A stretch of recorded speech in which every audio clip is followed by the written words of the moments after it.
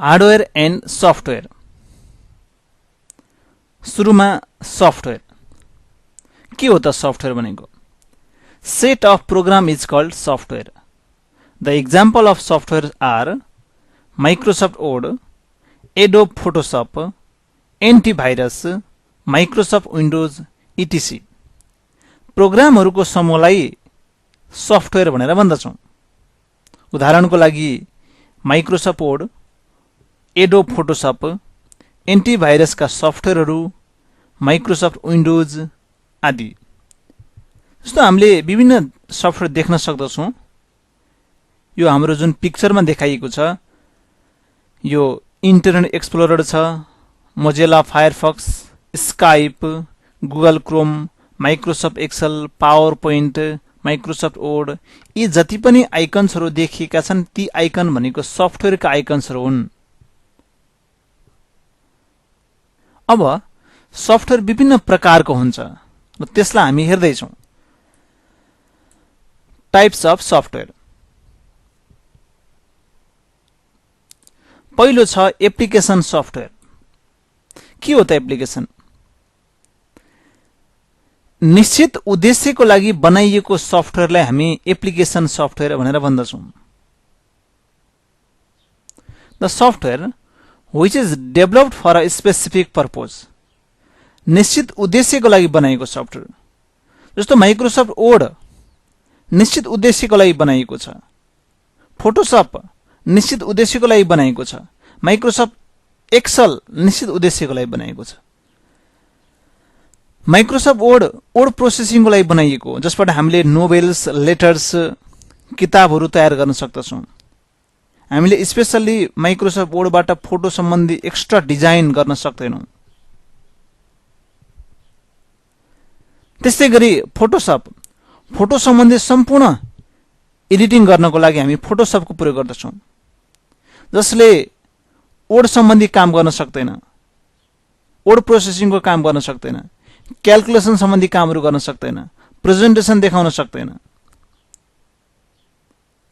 Video editing गर्न सक्दैन।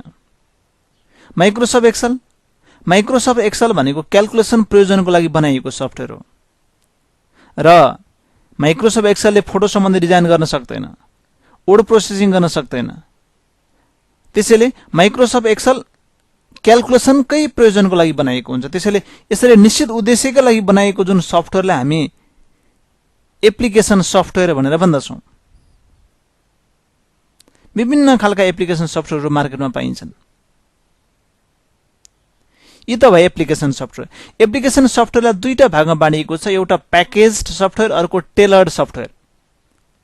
दुवै टेलर्ड र प्याकेज दुवै निश्चित उद्देश्यका लागि नै बनाइएका हुन्छन्।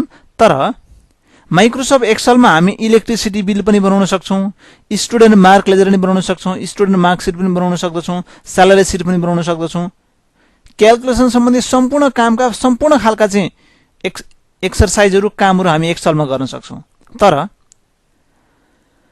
अर्को एउटा यस्तो खालको सफ्टवेयर हुन्छ जसको चाहिँ स्टुडेन्ट मार्क लेजर मात्रै बनाउँछ। यस्तो खालको छुट्टै एउटा सफ्टवेयर हुन्छ जसले के त इलेक्ट्रिसिटी बिलको मात्रै काम गर्दछ र यस्तो खालको छुट्टै सफ्टवेयर हुन्छ जसले के त मार्कसिटको मात्रै काम गर्दछ, स्यालेरी सिटको मात्रै काम गर्दछ। यसरी छुट्टै उद्देश्यको लागि तर सानो पर्पजको लागि बनाइएको एउटा स्मल सफ्टवेयरलाई हामी टेलर्ड सफ्टवेयर भनेर भन्दछौं। र माइक्रोसफ्ट एक्सेल जस्तो क्याल्कुलेसन सम्बन्धी त क्याल्कुलेसन, तर हरेक खालका क्याल्कुलेसनको लागि एक्सेलको प्रयोग गरिन्छ, जुन चाहिँ प्याकेज अन्तर्गत पर्दछ। माइक्रोसफ्ट एक्सेल प्याकेज सफ्टवेयर हो। इलेक्ट्रिसिटी बिल मात्रै, जसले चाहिँ इलेक्ट्रिसिटी बिल बनाउने सफ्टवेयरले स्यालेरी सिट बनाउन सक्दैन। त्यस्तै गरी स्यालेरी सिट बनाउने सफ्टवेयरले इलेक्ट्रिसिटी बिल बनाउन सक्दैन। त्यो भनेको एप्लिकेसन त हो, तर कस्तो खालको त? Tailored software. प्याकेज भनेको चाहिँ त्यसको उद्देश्य, स्कोप अलि बढी हुन्छ। टेलर्ड भनेको चाहिँ एकदमै थोरै लिमिटेसन अथवा निश्चित उद्देश्यको लागि मात्रै, त्यसमा पनि सानो मात्रै काम गर्न सक्छ टेलरले। जस्तो उदाहरण टेलरमा student billing software, student marksheet software, electricity bill software आदि। माइक्रोसफ्ट एक्सेल चाहिँ प्याकेज्ड सफ्टवेयर हो। अब अर्को छ सिस्टम सफ्टवेयर। सिस्टम भन्ने बित्तिकै हामीले होल कम्प्युटर नै चलाउन सक्ने खालको सफ्टवेयर। सिस्टम सफ्टवेयर एक विशेष किसिमको सफ्टवेयर हो जसले कम्प्युटरलाई नै अपरेट गराउन सक्ने खालको सफ्टवेयरलाई हामी सिस्टम सफ्टवेयर भनेर भन्दछौँ। माइक्रोसफ्ट विन्डोज भनेको सिस्टम सफ्टवेयर हो। माइक्रोसफ्ट डस सिस्टम सफ्टवेयर हो।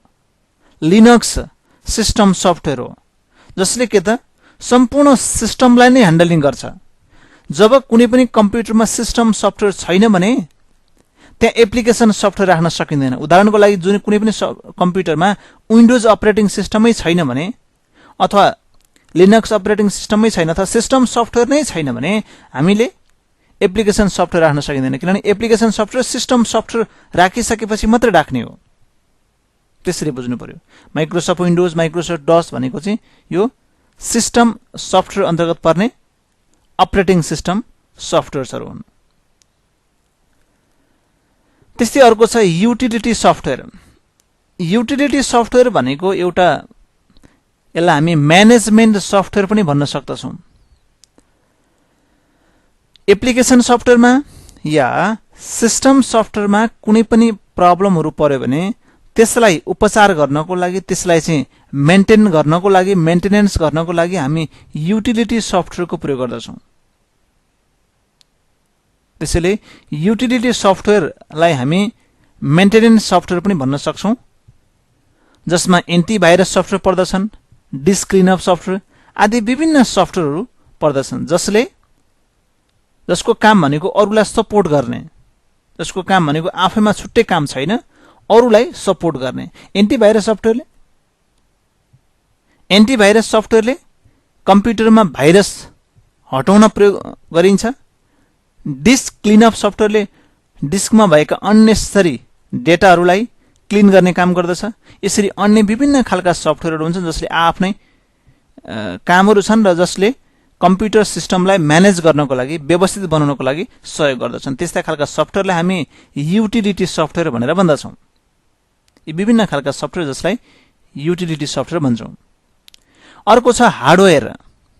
The physical parts of computer which can be touched and seen. Example of hardware are keyboard, mouse, monitor, printer, hard disk इटिसी।